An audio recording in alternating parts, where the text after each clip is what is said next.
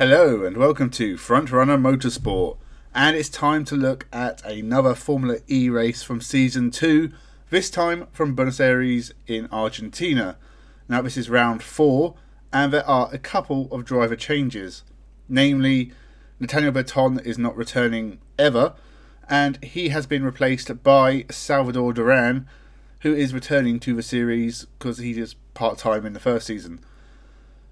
Also, for Venturi, we say goodbye to Jacques Villeneuve. Not surprising because he was absolutely terrible. He has been replaced by Mike Conway, and we'll see how he gets on for the rest of the season. That's all the changes. This video should have come out a couple of days ago, but it was my birthday on Monday, and then Valentine's Day, so we had a date night, which was very nice. We watched John Wick. It's a great film. But as it was my birthday on Monday, you should definitely subscribe as a present to me. And with that, let's start watching the 4th round of the second season of Formula E. And Stefan Sarazan on row number 2. Conway and Frates are on row 3. It's going to be all eyes towards the lights for that run down towards turn 1. It's a hairpin left-hander. Sam Bird on the racing line. Nico Prost in that yellow and blue Edam's car on the right-hand side as we look at it is alongside him on the inside line. All 5 lights are on and we go racing in Buenos Aires, and it's a very good start from Prost, but can he get the inside line on the run down towards the first corner? No. Bird comes over, covers it across, bit of a lock-up here and there in the pack. Hopefully everyone will get through. 3 wide further back. Simona de Silvestro lunging up the inside. She makes up some places. Everyone safely through turn 1. The leaves being kicked up. Slow start from Duval. He's lost some places, but it's Sam Bird who manages to hold the lead, and now Robin Frates is doing battle with Lucas de Grassi. And we're on board with de Grassi on the run down towards turn 4. Yeah, Frates under pressure from de Grassi right there. Not going to make it around the outside though, but is he setting him up for turn 5? All Turvey around the outside of Daniel Apton, all out of shape there is Sebastian Buemi. Has he got through that okay? Yep. He has, and it looks as though Stefan Sarazan got a nudge coming down into the hairpin as well. He's made up 3 places already, Sebastian Buemi. Well, what a good start that was from Sam Bird. Managed to hold the lead. Bruno Senna, I think, has made up a couple of places as well as they all dart out into turn 7. There's Robin Frates up the inside of Mike Conway. Robin Frates goes through into 5th place. De Silvestro locks up and almost takes the nose off Sebastian Buemi there. But at the end of lap 1, it's Bird, Prost, Da Costa, Sarazan, Frates, Conway. Dragging car at the back here. Look, it's got some contact between the bodywork and the wheel, so he's in trouble already.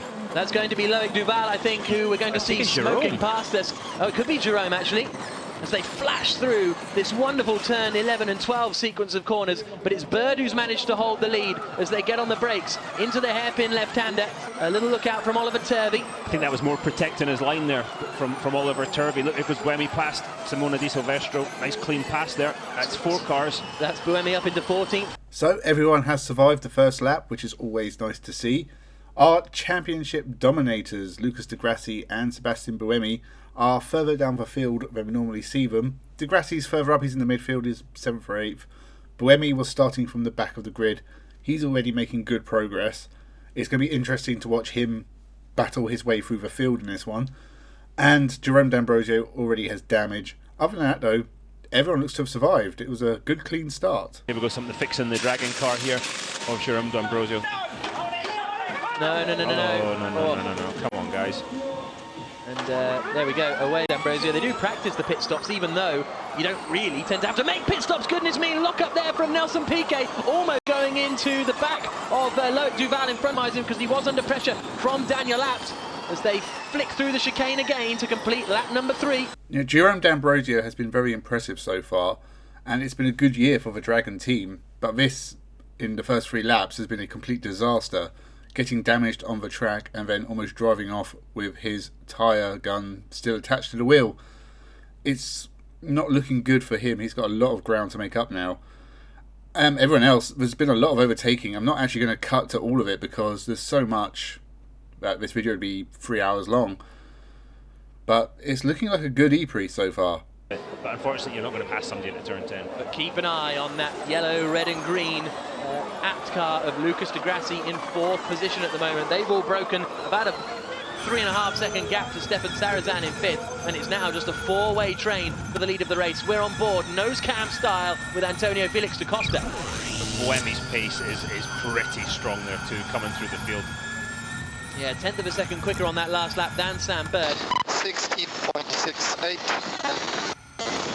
And he has got a couple more percent than Sam Bird in terms of usable energy remaining. Here's the look up the inside, coming down into turn 1. Antonio Felix da Costa past Nico Prost and up into second place. Can he get it stopped? Yes. Fabulous. Absolutely. So the Aguri team over the moon with that one. And it's good news as well for Sam Bird, because that gives him a tiny bit of breathing space. De Grassi looked like he had hanging the front wheel off the ground there. I don't know if there's something going on with the rear suspension. We are starting to lose regen. For your information, we are starting to lose regen. Think about the brake bias. So the race has settled down a bit now, but we've just seen another fantastic move from Antonio Felix da Costa to move up into second, already showing that he is a brilliant driver who seemingly loves Formula E. Lucas de Grassi's worked his way up to fourth already as well. And Prost starting to drop back a little bit, but he was running well in second. I think I don't know how long he's going to hold off de Grassi for. Buemi's coming up as well very nicely. And I'm expecting fireworks to happen at some point. But this has been a very clean E-Prix so far. But the battling has been good, and there has been some good overtakes. Second in front of de Costa. Second? Yeah, maybe at the start-finish line, or the finish line he was, but he wasn't there. No, well, he's probably started saving the energy. So engineers lie to you. Really? They really do. Yeah, you're fine. Really, you're not. So Sam Bird being told he's just on the wrong side of the energy he needs to have. And by saving that energy, locking up there for the Mahindra Bruno Senna. By saving that extra energy there, he's making himself very vulnerable to an attack from Antonio Felix da Costa. Absolutely. The ebb and flow, though, when they are trying to save energy, you see bigger time gaps, the compression of time gaps, but also them pulling out a bigger time gap in a smaller space of time. So I think these guys are going to be about to start their final lap before their pit stops. We're on board with Lucas de Grassi. Nothing he can do there about Nico Prost. No, not at the moment anyway. As he comes through the right-hander. He has got the fastest lap of the race so far, Lucas de Grassi. So despite Buemi's impressive pace, de Grassi's not exactly a slouch. No, absolutely not. Front wing on the Dragon's damage, broken. Yeah. But that's still Jerome D'Ambrosio. I think that might have been broken all the time. I think they're breaking them on the bollard at the chicane, turn 8-9 chicane. We've seen them hitting that bollard every lap. So Mike Conway has come into the pits, I think. He's one of the first drivers to come in from 8th position. And that's why you can see him dropping down the order on the tower on the left-hand side. And it's Antonio Felix da Costa! Antonio Felix da Costa has come to a stop. And he's run into problems. Hopefully he can get going again, but that is such a shame for the Portuguese racer. Just when you think nothing's going to happen, the pit stops are literally a lap or two away for pretty much the whole field. A few have come in early, but Antonio Felix da Costa, who was running brilliantly in second, he got past Nico Prost with a really good move, and now he's broken down on track just before the pit stops. It'd be interesting to see if he can get his car back so he can swap cars. But that is really disappointing for him. He was doing so well. Other than that, nothing else has really changed. Sam Bird is up front. He's had some temperature issues and he's been told to save more battery, but it's going pretty smoothly for him. And now he hasn't got da Costa behind him. He's got a bit of a gap back to de Grassi and Prost. So it's looking good for Bird at the moment, but the pit stops are just about to happen. We'll see if any chaos is caused, as there usually is in Formula E during the pit stops, and we'll see what the second half of the race is like. Third place coming down towards us now, yes, is Stefan Sarrazin. Fourth is Sebastian Buemi, fifth is Nico Prost, sixth is Conway, and seventh is Robin Fraintz. Nelson Piquet, you can see here on the left-hand side, he hasn't pitted. He's done the classic Piquet of staying out a lap longer than everyone else. But, well, yeah, maybe Nico Prost had to cruise so he didn't overuse the amount of energy he was allowed. Sounds like it. Just looking at the pit stop times here. I think everyone... Because de Grassi was, made up a lot of time there, especially as he got held up. Oh, there's the Costa's car. He's out of the car. Then so you should be brake 5 and paddle 6. has Prost gone off? Yep, down the escape road. Yeah, and that's at turn 4. So Nico Prost now has made a mistake as well, and it's just not going for him this season, is it? Just not working out for the Frenchman. 26.33. Here's a look at the replay. That's Buemi going through, and then... just couldn't stop it. Whoa, and he's hit the wall. Yeah, just with the nose, he'll be fine. And the end of the nose now, it turns out. But yeah, it's just not going his way. But now Sam Bird's going to feel the pressure, because I know the gap is bigger, but it's Lucas de Grassi behind him. And his pace... Oh, here we go. Sebastian Buemi on Stefan Sarazan, down into turn 1, not quite close enough. Well, I was right, the pit stops definitely did shake things up a little bit. Nico Prost ran into issues. He was, I guess, very low on energy and therefore had to basically go as slow as possible to make it. But as soon as he swapped cars and came out of the pits, I don't know if he locked up or he just missed his braking point, but he had to go down the escape road. He hit the wall as well, but he's carried on, but he's lost a few places. Stefan Sarazan's done a brilliant job to come out in 3rd, and Buemi is right behind him, so he's come up from the back of the field. Halfway through the race, he is 4th. And now we have De Grassi chasing down Bird for the lead as well.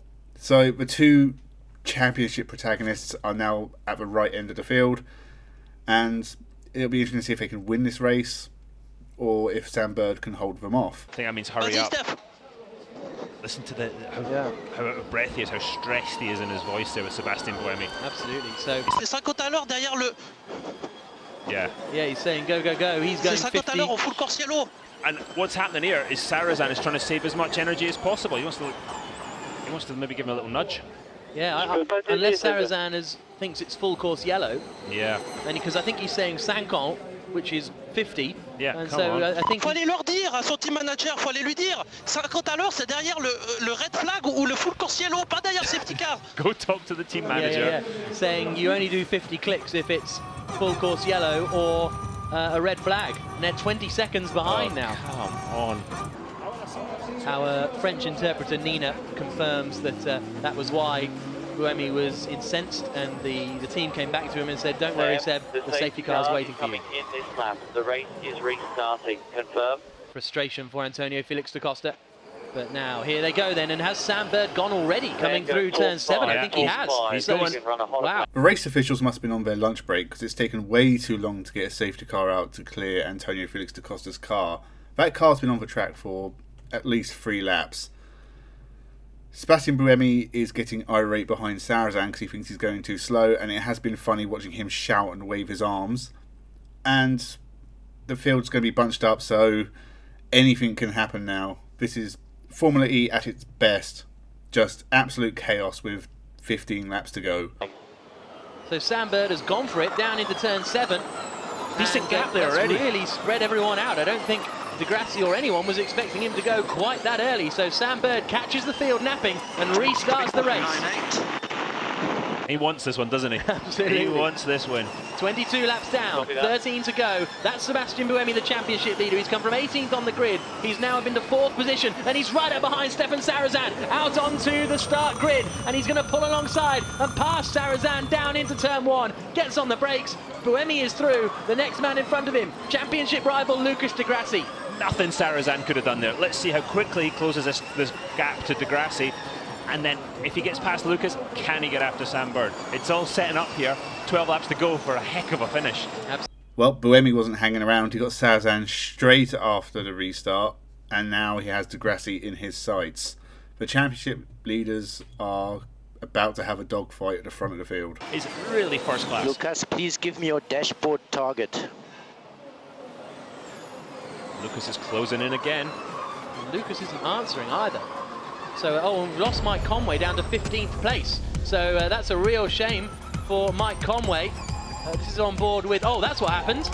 Yeah, he just lost the back there. He was getting overtaken. Turn 4, just lost the back. Yeah, good stuff.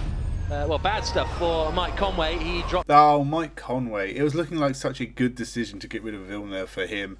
But he's had a spin, he's dropped him right down to the back of the field. He has definitely been an improvement because both Venturis have been running pretty high up in the points. One of the best races in Formula E for them so far.